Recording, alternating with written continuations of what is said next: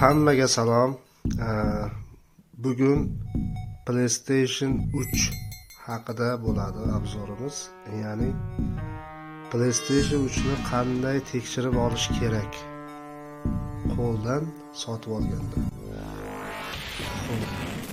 Bunaqa saytlardan bizda eng mashhurlardan biri bu OLX. OLXdan olamiz, ya'ni OLX yoki OLX. Birinchi navbatda nimaga ahamiyat berish kerak? Albatta bu sizni shahringizga ya viloyatingizda ichida o'sha sotuvchi bo'lishi. Endi boshqa viloyatlardan zakaz berib olayotganlar ham son mingta. Agar siz umuman PlayStation ni tushunmagan, bu sohada umuman hech nimadan xabaringiz bo'lmasa, risk qilishni maslahat bermayman. Endi PlayStation 3 ni afzalliklari. PlayStation 3 2006-yil ishlab chiqarilgan. O'shandan beri bizni SNG, MDH davlatlarida haligacha o'ynaladi. Mashhur o'yinlardan hamma biladi PES 13 va Blur.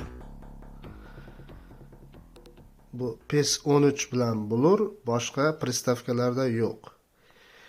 Bularda konkurensiyalari albatta Xbox 360, shunaqa PlayStation 4, PlayStation 5 larda Blur, PES 13 o'ynash mumkin emas. Shuning uchun haligacha va bundan keyin ham PlayStation 3 aktualna bo'lib turadi bozorda haligacha. Bundan keyin ham demoqchiman. O'shanga bu video kimlargadir asqotadi degan umiddaman. Video yoqsa like bosing, obuna bo'lib keting, do'stlar gulashing. Qani ketdik.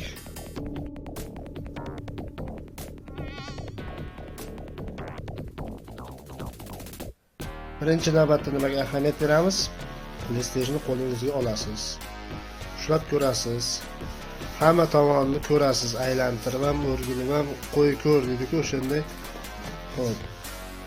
Singan, pingan joyi bo'lmasi kerak.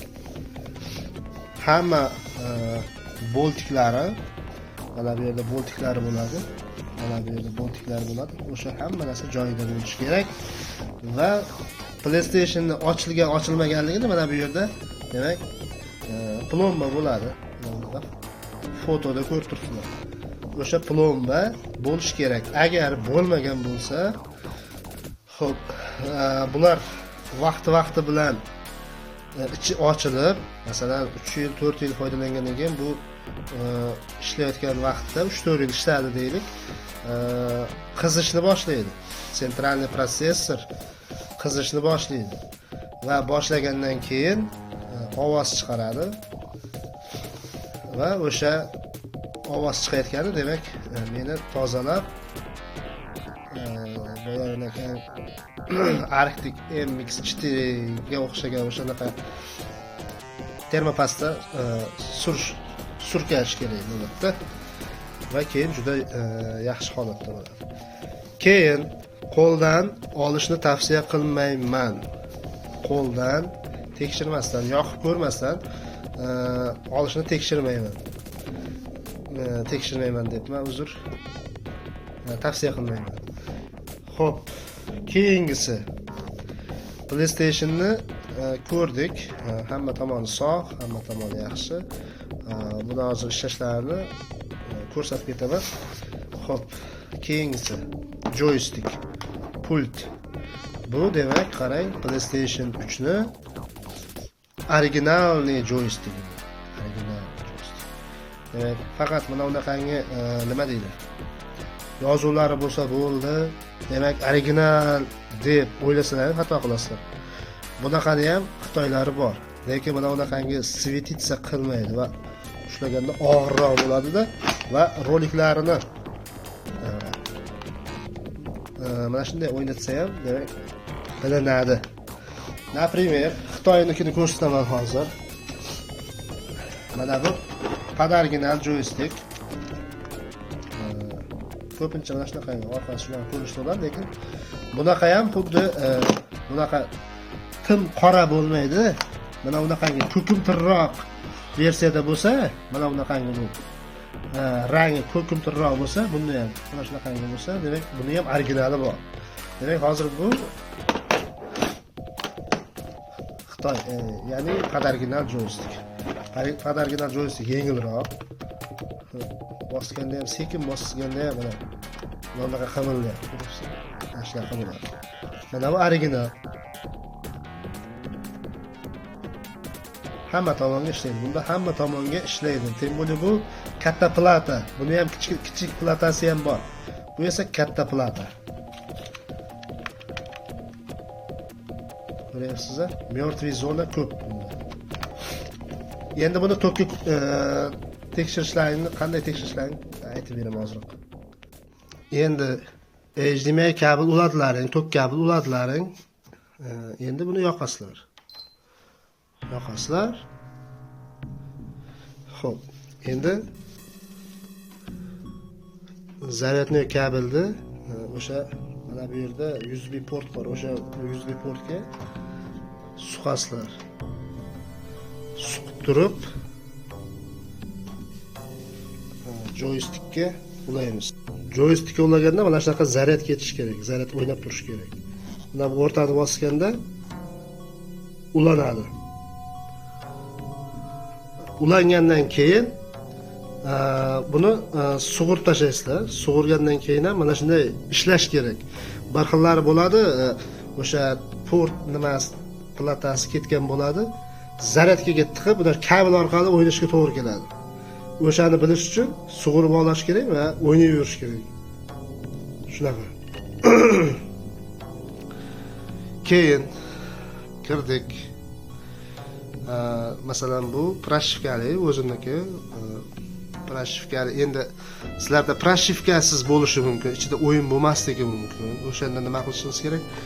Buni xotirasini bilishimiz kerak bo'ladimi, to'g'rimi? Demak, xotirani bilish uchun bu настройка sistemaga kirishimiz kerak. X ni bosib kiriladi yoki koreyskiy variant bo'lsa dumaloq bilan kiriladi. Bizda hozir X.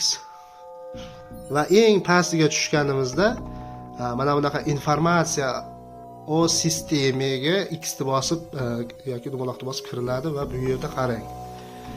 Mana bu yerda prashivka versiya turadi. Bu unchalik ahamiyati yo'q.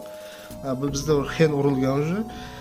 Mana bu yerda свободное место 225 465 turibdi. Mana bu haqiqiy hajmi o'sha xotirani. Demak bu 500 gigabaytlik. Endi 35 giga o'zini nimalarga ketadi. Xuddi telefonga o'xshagandek gapda.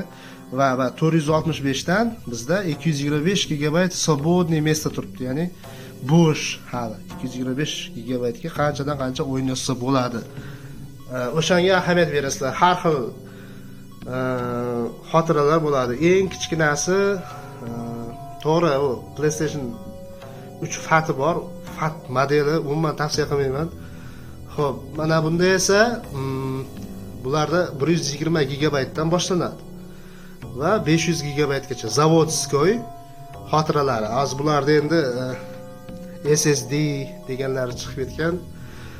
Oddiylari ham shu 1 terabayt, 2 terabaytlar, 2 terabayt bilmadim, lekin 1 terabayt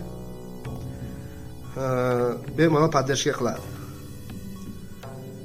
Va yana bitta narsani ko'ramiz. Agar xen prashivkali bo'lsa va nima bo'lsa, demak biz nima qilishimiz kerak? Birinchi o'rinda GTA 5 o'yinini shoshilmasdan 15 minut o'ynab ko'rishimiz kerak. GTA o'yinini o'ynab, agar GTA o'yin bo'lmasligi ham mumkin. Masalan, GTA o'yin masalan bo'lmasa, sal kuchliroq o'yinlar o'ynab ko'rish kerak. Ya'ni yarim soat o'ynab ko'rish kerak. Agar GTA o'yini bo'lsa, bir 10 minut, 15 minut bemalol o'ynash kerak. Deylik, mana siz GTA 5 o'yinni o'ynayapsiz.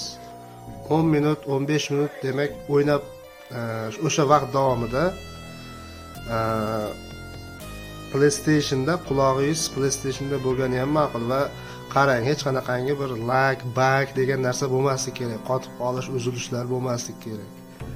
Qandaydir o'ziga yarasha bunday kartinkalar chiqib qoladigan bo'lsa, u demak ishi chatoq degani.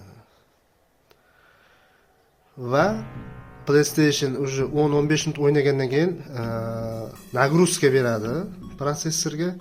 Bu qish kunlari unchalik bilinmaydi, chunki qish kunlari sovuq bo'ladi, lekin bizda yoz juda issiq bo'lgani uchun PlayStation yoz vaqtlarida issiq joylarda o'ynalsa 10 minut 15 minutdan keyin sekingina yoki baland ovoz chiqa boshlaydi. Bundan ovoz chiqmayapti. Xo'p. Buni o'ynadik. Masalan, ovoz ham chiqmayapti. Hamma narsa juda silliq ishlayaptimi? Endi bo'ldi, zo'r deyishga shoshilmaymiz. Biz bundan chiqib ketamiz. Har doimgidek bunday bosib, DT